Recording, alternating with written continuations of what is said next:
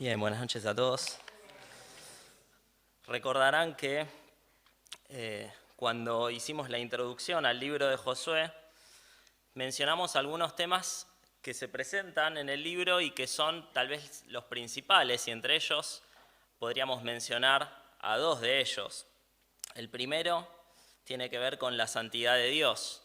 Y este tema se ve muy presente, manifestado en una palabrita muy particular y a veces difícil de entender que aparece en este libro, que es la palabrita anatema.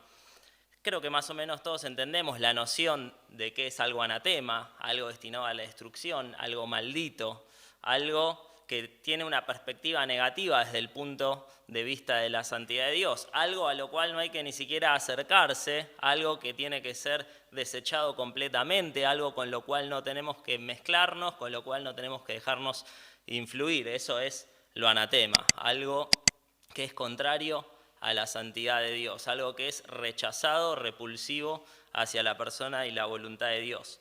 Y el libro de Josué es el libro de la Biblia que más menciona esta palabra. Y el capítulo que vamos a leer hoy es el capítulo de la Biblia que más menciona esta palabra. Por lo tanto, el tema de la santidad de Dios, vamos a ver, está muy presente en este capítulo. ¿Qué es lo anatema? Lo anatema es la cultura del mundo corrompida por el pecado con la cual la iglesia no tiene que asociarse. Y vamos a ver otro tema que está muy presente en este capítulo, por ausencia. Porque lo vimos en el capítulo pasado, y se trata acerca de que la victoria es de Dios. En el capítulo pasado, el capítulo 6, Pablo ponía énfasis en estas dos cuestiones. La santidad, por un lado, la importancia de rechazar lo anatema. ¿Qué era lo anatema? La ciudad entera de Jericó, con sus personas, con sus habitantes, con sus costumbres, con sus ídolos y con su botín, con su tesoro.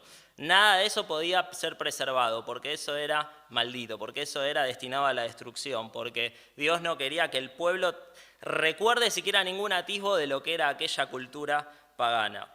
Pero el tema de la victoria de Dios también estaba sumamente presente, porque si hay un capítulo en el cual se demuestra en la Biblia por excelencia que la victoria no es de los hombres, sino que es de Dios y que los hombres pueden recibirla solamente si están en dependencia de Dios, es en el capítulo que vimos el jueves pasado, el capítulo 6. ¿Por qué? Porque nunca se ha visto en la historia de la humanidad que una guerra y el sitio a una ciudad se gane de la manera en la cual lo ganó el pueblo de Israel en Jericó, es decir, prácticamente sin hacer nada más que confiar en un plan que parecía desde el punto de vista humano absurdo, y luego Dios destruye la ciudad, prácticamente sus muros, su fortaleza, que eran envidiables en aquella época, los destruye por un accionar milagroso sin ninguna intervención del pueblo y da la victoria a Israel. Por lo tanto, temas que estuvieron muy presentes en el capítulo 6, como la santidad de Dios y que la victoria es pura y exclusivamente de Dios, vamos a ver que están nuevamente presentes en el capítulo que vamos a estar leyendo hoy, pero de una forma bastante distinta. Es que el capítulo 7 nos va a presentar un contraste con el capítulo 6.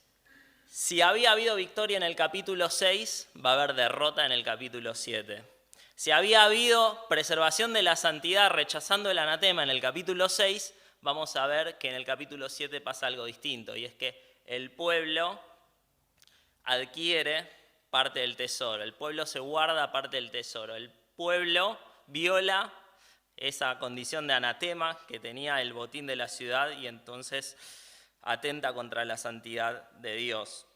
Vamos a ver en este capítulo que el pueblo, en primer lugar, se olvidó de que la victoria la daba Dios y confió en sus propios medios humanos y en sus propias estrategias.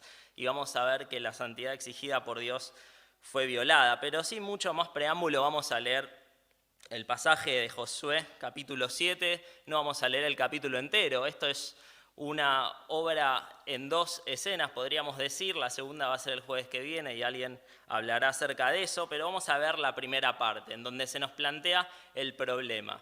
Y en el versículo 1 hay, podríamos decir, un proemio. Si esto fuera una novela, podríamos hablar de una introducción, un proemio, ¿no? Donde se nos plantea algo muy particular. Y se nos plantea desde un punto de vista muy particular.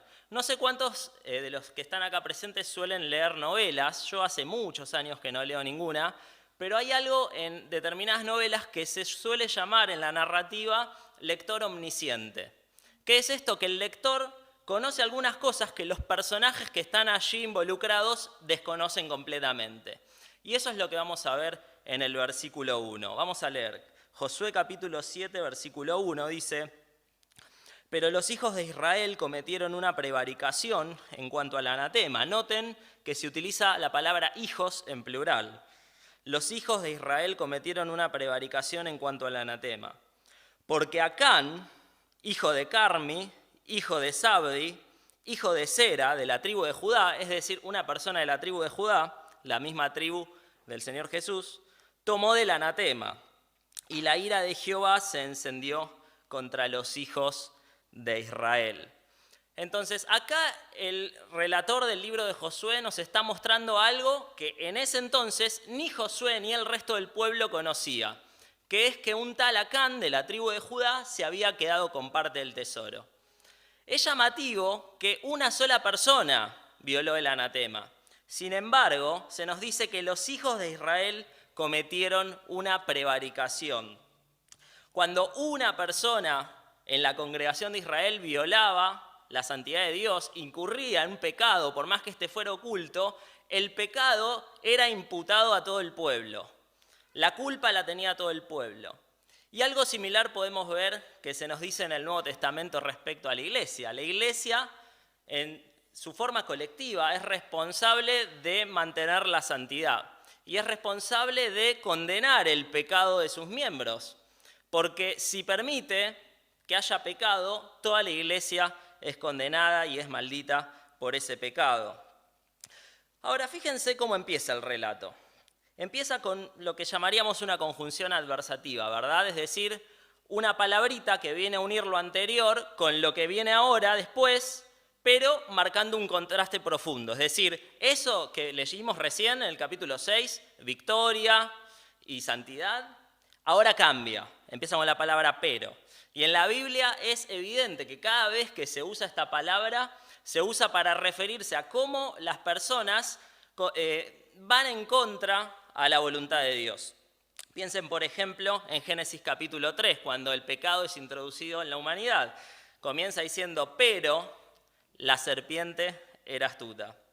Piensen en 1 Reyes capítulo 11, versículo 1. Se nos habla de Salomón y empieza diciendo, pero el rey Salomón amó a muchas mujeres extranjeras. Y como sabemos, ese fue su gran talón de Aquiles. Ese fue el gran problema, el gran pecado que lo llevó prácticamente a la ruina. Piensen en Ananías y Zafira, allí en el relato de Hechos, estas personas que frente a esta comunidad de primeros cristianos que vivían compartiendo y en honestidad y vivían como una comunidad esperando el retorno de Cristo, se nos dice en el relato, pero cierto hombre llamado Ananías con Zafira, su mujer, y luego se nos relata todo el mal que ellos hicieron y cómo mintieron a los apóstoles y luego son castigados. Por lo tanto, esta palabrita es muy importante en la Biblia, pero se nos dice la voluntad de Dios, pero las personas actúan de este modo. Y esto es lo que podemos ver que ocurrió en Josué capítulo 7. Dios dice algo que parece bastante fácil, no tomen nada, simplemente destrúyanlo, no toquen nada, no se mezclen con eso. Pero hay uno que por la codicia le gustó y vio el valor de esos objetos y se quedó con algo de eso y lo escondió. La palabrita pero siempre es una señal de fracaso en la Biblia. Y noten lo que decíamos antes, hijos de Israel en plural, este pero atentó contra la santidad de todo el pueblo. Nuestra perspectiva humana nos diría, bueno, esa persona se equivocó, ¿por qué vamos a echarle la culpa a todo el pueblo? Pero nuestra lógica no es la lógica de Dios. Y ya sea en la congregación de Israel o en la congregación de la iglesia tiene que velar por la santidad del cuerpo de Cristo. La iglesia no puede permitir el pecado. Puede concluirse entonces que el pecado de un creyente en el seno de la iglesia puede privar de bendiciones a toda la congregación. Creo que esa es una primera enseñanza que se puede sacar de este primer versículo.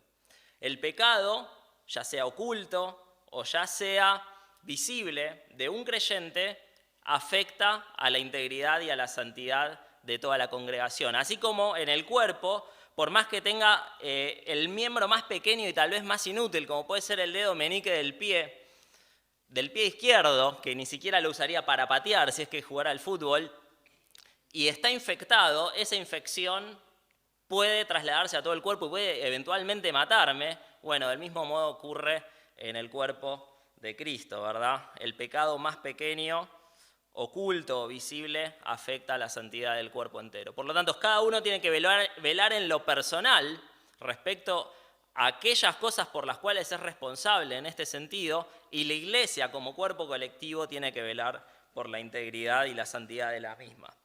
Sigamos avanzando en el relato y ahora vamos a ver cómo Israel se olvidó de que la victoria es de Dios. Israel se olvida de que la victoria es de Dios. Recuerden, vamos a estar leyendo y todavía los personajes que están acá involucrados no saben que Acán robó parte del anatema y lo escondió en su tienda. No lo saben. Y vamos a leer entonces a partir del versículo 2. Versículo 2 al 5. Dice: Después Josué envió hombres desde Jericó a Jai, que estaban junto a Bet-Aben, hacia el oriente de Betel, y les habló diciendo: Subid y reconoced la tierra. Y ellos subieron y reconocieron a Jai. Y volviendo a Josué le dijeron: No suba todo el pueblo, sino suban como 2000 o 3000 hombres, y tomarán a Jai. No fatigues a todo el pueblo yendo allí, porque son pocos. Y subieron allá del pueblo como 3000 hombres, los cuales huyeron delante de los de Jai. Y los de Jai mataron de ellos a unos 36 hombres, y los siguieron desde la puerta hasta Sebarim, y los derrotaron en la bajada. Por lo cual el corazón del pueblo desfalleció y vino a ser como agua. Ustedes recordarán que en el capítulo 2 leímos que ya se habían mandado espías a reconocer toda esta tierra. Y si se fijan ahí, la conclusión del informe de los espías es ni más ni menos: Jehová ha entregado toda la tierra en nuestras manos. Sin embargo, ¿qué pasa ahora? Ahora esa declaración es puesta en duda. Y lo que piensan humanamente el pueblo de Jerusalén, de Israel, y de lo cual Josué es responsable porque él estaba comandando al pueblo, y posiblemente los ancianos que le aconsejaban también, es realizar una nueva expedición de exploración. Empezaron a dudar de aquella declaración de que Dios había entregado toda la tierra en sus manos. Y dicen: vamos a estar más seguros, vamos a tener una segunda opinión, vamos a hacer otra expedición. Mandemos espías para que exploren y nos digan cómo es Jai. Josué empezó a dudar, el pueblo empezó a dudar, y este fue el comienzo del fracaso de esta batalla.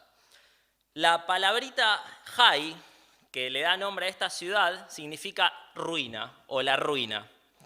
Las excavaciones arqueológicas que existen hoy en día en esta sección de la tierra de Palestina, que está al norte de Jerusalén, es decir, más al oeste de Jericó. Recuerden, Jericó estaba al lado del Jordán. Si ustedes miran un mapa al fondo de su Biblia, lo van a ver. Van un poquitito más a la izquierda, no van a ver a Jai, porque es prácticamente una localidad inexistente, es muy pequeña, pero van a ver a Betel, y esta era vecina de Betel. Las excavaciones arqueológicas en ese sector descubrieron e identificaron Jai, y los arqueólogos llegan a la conclusión de que entre el 2400 y más o menos el 1200 antes de Cristo, esa ciudad estuvo en ruinas y no estuvo necesariamente habitada, hasta que la invade el pueblo de Israel y la habita. Es decir, hasta esta escena. ¿Qué pasaba entonces? Jai posiblemente no fuera tal vez sino más que el último bastión de Betel, que estaba al lado y que era una ciudad asociada. Posiblemente Jai no fuera un lugar donde Betel tuviera más que una guarnición de soldados para defender a Betel de posibles ataques enemigos, y no había realmente una ciudad fuerte establecida como era la ciudad de Jericó, una ciudad importante que había estado ininterrumpidamente habitada. La ciudad de Jai era la ruina misma. Era una ciudad insignificante. Y esto lo vieron con sus ojos humanos aquellos exploradores y espías que fueron a visitarla, a explorarla para el ataque. Y llegaron a la conclusión de que era tan insignificante esta ciudad que simplemente con un puñado de hombres iban a poder vencerla. Y sabemos que si esta hubiera sido a la voluntad de Dios, así hubiera ocurrido, porque lo podemos ver, por ejemplo, en el libro de Jueces, en el ejemplo de Gedeón, cuando simplemente con 300 hombres vence a un ejército multitudinario que era mucho más poderoso. Si hubiera sido a la voluntad de Dios vencer a esta ciudad con unos pocos hombres, así hubiera ocurrido. Pero nosotros no vemos en ningún momento que Dios dé la orden, no vemos en ningún momento que Josué consulte a Dios respecto a si este era su plan o cuál era la voluntad que él tenía para invadir esta ciudad, sino que vemos que llegado este estadio y un poco dormidos en los laureles tras la victoria en Jericó, el pueblo de Israel empieza a utilizar sus estrategias humanas, empiezan a confiar en sí mismos. Y es así que empiezan a sacar matemáticas humanas, ellos son unos tantos, mandaremos unos tantos y los derrotamos, porque esta ciudad es la ruina absoluta.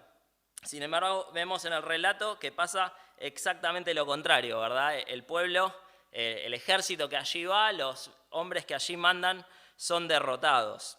Y podemos sacar algunas conclusiones de esta cuestión. En primer lugar, que Israel dejó de confiar en el plan divino y comenzó a confiar en estrategias humanas. Se olvidó que tenían que depender de Dios. Se olvidó que la victoria Dios la da cuando vivimos en dependencia a Él y no cuando queremos imponer nuestros propios programas, nuestros propios planes. ¿Dios podría haber vencido con pocos hombres? Sí, podría haber vencido, pero no tenemos ninguna señal de que Josué haya consultado a Dios respecto a esta cuestión y esto es lo que lo llevó a la derrota. No tenemos ninguna referencia de que Josué haya buscado la voluntad de Dios en esta escena. Por lo tanto, una segunda enseñanza que podemos sacar de este pasaje es que la oración tiene que preceder siempre a la acción. La oración, para que Dios muestre su voluntad, siempre tiene que preceder a nuestros planes y a nuestros programas, armados a veces desde una perspectiva demasiado humana y confiando demasiado en nuestras propias capacidades y no dependiendo en Dios y dejándole a Él la solución de los problemas. Noten la diferencia de los informes de los espías. El versículo 3, que dicen los espías, no suba todo el pueblo, sino suban como 2.000 o 3.000 hombres y tomarán Jai. Fíjense el anterior informe de los espías en el capítulo 2. Dios ha entregado contra estos hombres, tomarán Jai. En uno de los casos, el accionar es de Dios. En el otro de los casos, en el que salió mal, el accionar es meramente humano. Y ahí radica la diferencia, ahí radica la raíz de la derrota, porque si hay algo que creo que está bastante explícito a lo largo de todas las páginas de la Biblia, es que tenemos que estar en completa dependencia de Dios. Esto lo dijo Jesús, ni más ni menos. Él dice, yo soy la vid, en Juan capítulo 15, versículo 5, yo soy la vid, vosotros son los pámpanos. El que permanece en mí y yo en él, este lleva mucho fruto. ¿Y qué dice después? Porque separados de mí, nada podéis hacer. La aplicación espiritual es bastante sencilla, ¿verdad? Las victorias del creyente demandan que es decir, que el creyente dependa completamente de Dios. Eso mismo entendió Pablo cuando en Filipenses capítulo 3, versículo 17, dice, todo lo puedo porque soy muy capaz, todo lo puedo porque estoy muy preparado o porque manejo una cuenta bancaria importante, no, todo lo puedo en Cristo, todo lo puedo en Cristo que me fortalece. Jeremías también se hace eco de esta noción en el capítulo 17, versículo 5. Él dice, así ha dicho Jehová, maldito el varón que confía en el hombre y pone carne por su brazo y su corazón se aparta de Jehová. Maldito aquel que, como los israelitas, empiezan a confiar en estrategias humanas y se olvidan de depender de Dios. Y apliquémoslo también en nuestra vida, ¿verdad? ¿Cuántas veces confiamos más en nosotros más que esperar en la solución divina? En Apocalipsis capítulo 3, versículo 17, en la carta a la iglesia de la Odisea, vemos que Jesús dice, aquí bajo la pluma de Juan, porque tú dices, le dice a la iglesia de la Odisea, yo soy rico y me he enriquecido y de ninguna cosa tengo necesidad, y no sabes que tú eres un desventurado, miserable, pobre, ciego y desnudo? Fíjense el marcado contraste. La iglesia de la Odisea pensaba que por sus riquezas propias no tenían necesidad de Dios. Y fíjense cómo Dios concibe esa actitud de la iglesia de la Odisea. Sos un desventurado, miserable, pobre, ciego y desnudo. Fuertísimas palabras de parte de Dios para aquellos que deciden no depender de Él, sino de sus propias fuerzas. Por lo tanto, dependencia de Dios, la oración tiene que preceder a la acción. Tenemos que buscar la voluntad de Dios y las soluciones divinas, no las nuestras. Vamos a seguir leyendo el relato. Versículos 6 al 9, vamos a ver cuál fue la reacción de Josué a todo esto. Recuerden, Josué todavía no sabe que hay un miembro del pueblo que tomó parte del anatema y lo escondió, pero ahora se va a enterar. Versículo 6 dice, entonces Josué rompió sus vestidos y se postró en tierra sobre su rostro delante del arca de Jehová hasta caer la tarde, él y los ancianos de Israel, y echaron polvo sobre sus cabezas. Y Josué dijo, Señor Jehová, ¿por qué hiciste pasar a este pueblo el Jordán para entregarnos en las manos de los amorreos para que nos destruyan? Ojalá nos hubiéramos quedado al otro lado del Jordán. Ay, Señor, ¿qué diré, ya que Israel ha vuelto a la espalda delante de sus enemigos?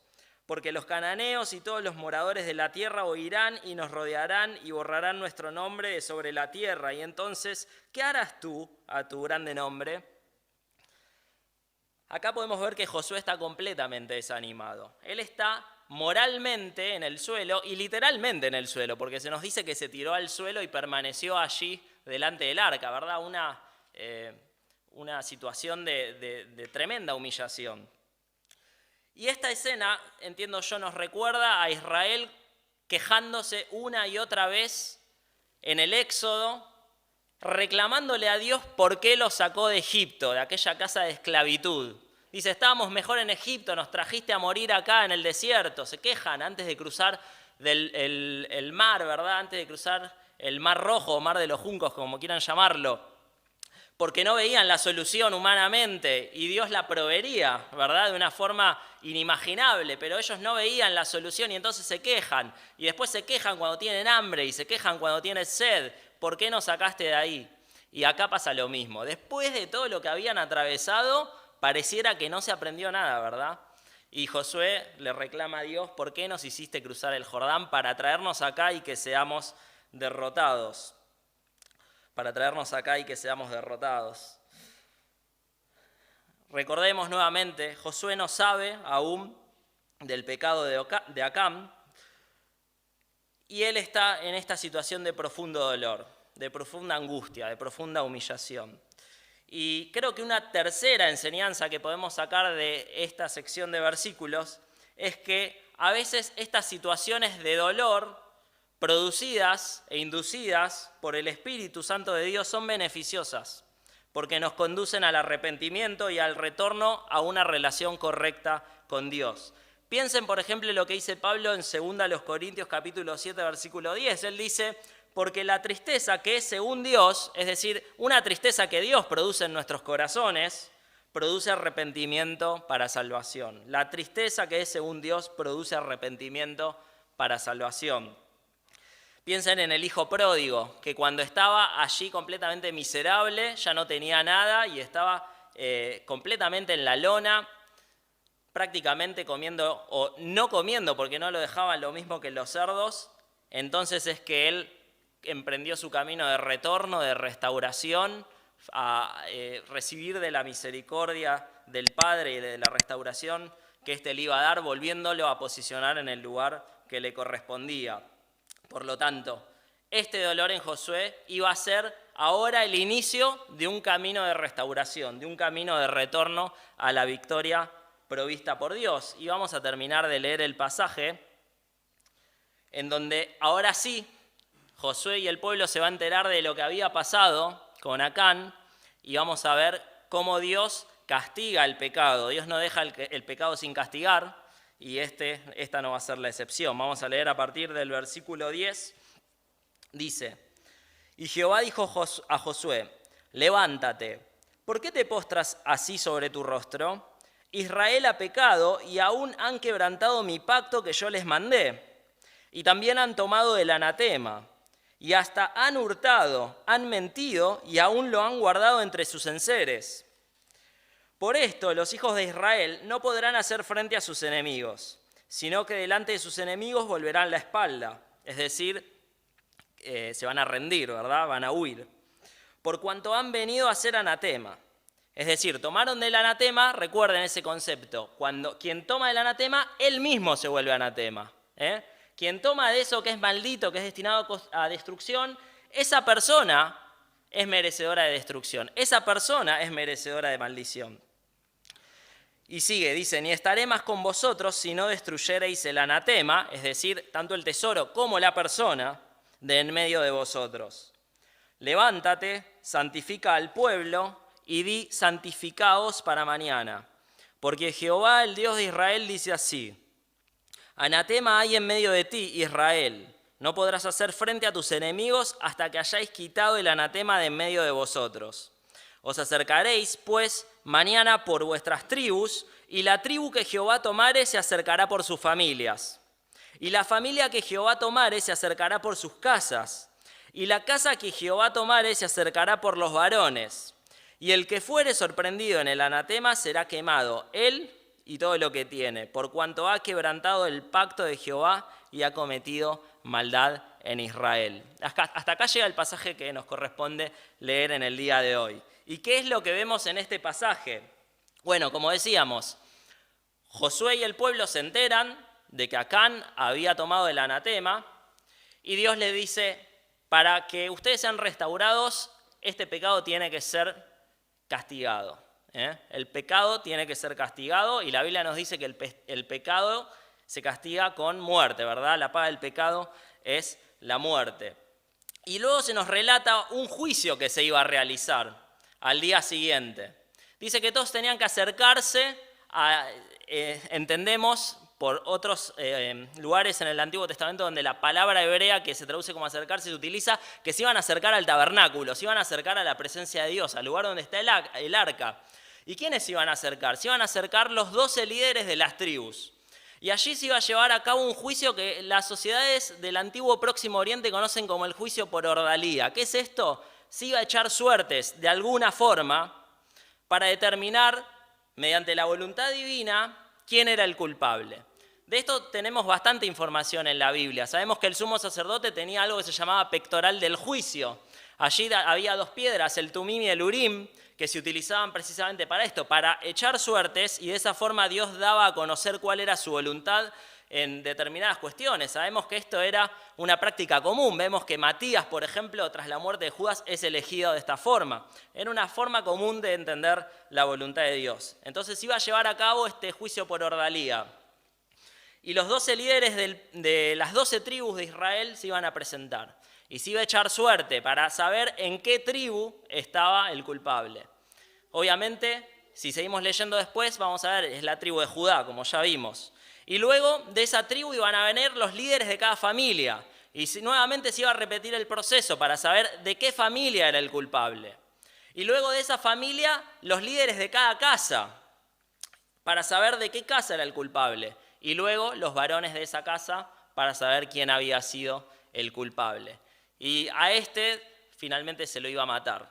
El juicio de Dios, la paga del pecado que es muerte, iba a caer sobre él. Y entonces la santidad del pueblo podría ser restaurada. Ahora quisiera en este pasaje que notemos particular atención a una palabrita en especial, que está en el versículo 13. El versículo 13 comienza diciendo, o no comienza diciendo, pero continúa diciendo, santificaos. Esa es la palabrita a la que quiero que prestemos atención, santificaos. Noten que la palabra, en este caso es un imperativo, es verdad, es una orden, y siempre en la Biblia vemos que la responsabilidad de santificarse es de la persona. Podemos ver en el Nuevo Testamento que Dios es quien, por medio del Espíritu Santo, brinda las herramientas a la persona para que se santifique, pero la responsabilidad última de ser santo es de la persona, del individuo, de cada uno de nosotros. Lo podemos ver claramente en 1 Pedro 1:16, sed santos, nuevamente un imperativo, sean santos como yo soy santo, porque yo soy santo, tomando allí unas palabras que dice Dios en el Antiguo Testamento y que Pedro parafrasea un poquito. Sean santos, imperativo, orden, dirigida a los creyentes, es decir, no tenemos que esperar pasivamente que alguna fuerza sobrenatural nos santifique sin que nosotros pongamos ningún esfuerzo de nuestra parte, sino que depende de nosotros, con la guía y con el equipamiento del Espíritu Santo, el buscar la santidad, el ser santos, el velar por la santidad, el evitar el pecado, evitar el pecado.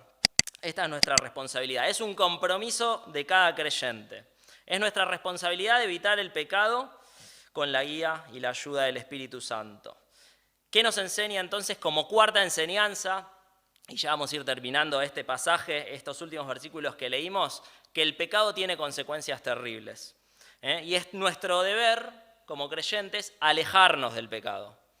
No jugar con el pecado, no dejarnos contaminar por él, no dejarnos influenciar por todo aquello que es pecaminoso. Por lo tanto, concluimos con un raconto de algunas cosas que dijimos. Dios es santo y busca que nosotros seamos santos. ¿Cómo? Imitando el carácter y el accionar de Jesús, quien, como dice Hebreos capítulo 4:15, habiendo sido tentado en todo como nosotros, no pecó. Nos dejó ejemplo de cómo tiene que ser la santidad en el creyente. Habiendo sido tentado en todo, no pecó. En segundo lugar, hay una responsabilidad colectiva por la santidad o por preservar la santidad del cuerpo de Cristo, alentándonos unos a otros a no dejarnos contaminar por el pecado y a preservar la santidad, y no pasando por alto el pecado, sino denunciándolo de la forma en la cual la Biblia dice que hay que hacerlo, ¿verdad? Reprendiendo con amor y etcétera, etcétera. Y finalmente, en tercer lugar, la victoria siempre es de Dios. La victoria la da Dios a aquellas personas que viven en dependencia de Él. Como dice Pablo en la segunda carta a los Corintios, capítulo 2, versículo 14, mas a Dios gracias, el cual nos lleva siempre en triunfo en Cristo Jesús. Que así sea y que Dios nos bendiga a todos. Amén.